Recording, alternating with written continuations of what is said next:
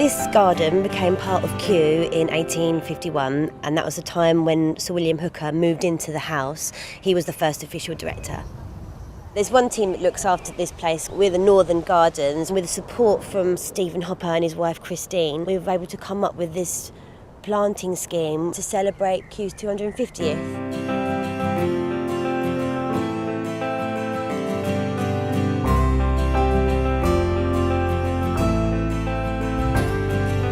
The aim of the garden is to give Kew a really high quality ambassadorial entrance. The planting is divided up into about 16 areas, which all represent Kew's work.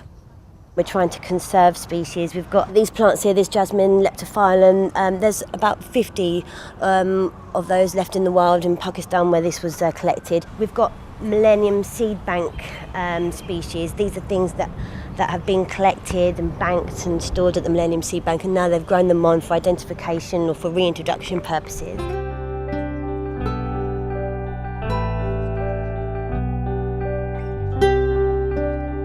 These are plants that are studied in the Sustainable Uses of Plants group at Kew, and all these plants have some kind of value, either medicinal or economic. These are all plants that have been selected especially for cutting to use for flower arrangements for in the house. To celebrate the great work of the modern directors, they were asked to give us their favourite plants, and the garden is dotted about with different species from trees to bulbs of former directors' choices. My favourite is very close to us here. It's a eucalypt from Western Australia, Eucalyptus caesia, which I've worked on for 40 years now. It's a beautiful pink-flowered eucalypt, pollinated by birds. It's an extremely rare plant, very common in horticulture. One of the plants I suggested was Cercis canadensis. I lived much of my life in Chicago, and it flowers before the leaves come out. It flowers from these lovely pink-purple buds that come out of the stem.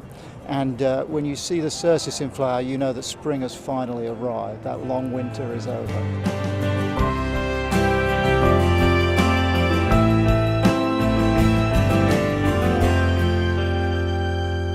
In September, when we started to dig the garden out, we identified what we wanted to keep, what we didn't. We were able to come up with this planting scheme to reflect all this good work of Kew in pretty much every aspect.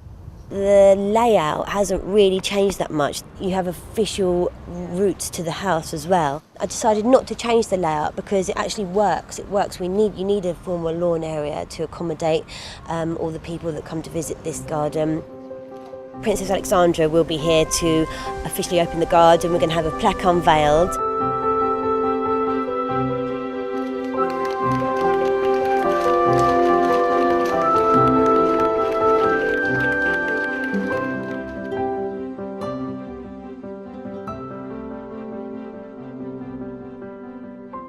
Well, the launch today gives us an opportunity just to remind people what Kew has done over the last 250 years in helping what used to be called the British Empire to find new crops, in conserving plants nowadays which are threatened, but also in naming and understanding the role that plants play all around the world. People are coming in and out the whole time, and as it is the Royal Botanic Gardens, it's very important that the garden you walk out of the house to is something special.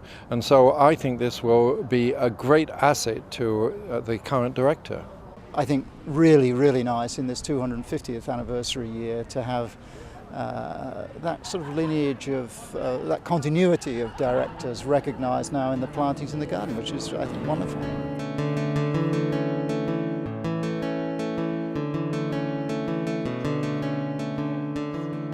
We'll continually plant things and continually try and reflect Kew's good work as time goes on, because it's never stopping and there's always new things to look at. Kew's work is evolving as we speak. It's operative in 100 countries around the world with partners, and there will be new challenges ahead, and I think that would be exciting to represent them in the garden. Every corner, every little nook and cranny has something special.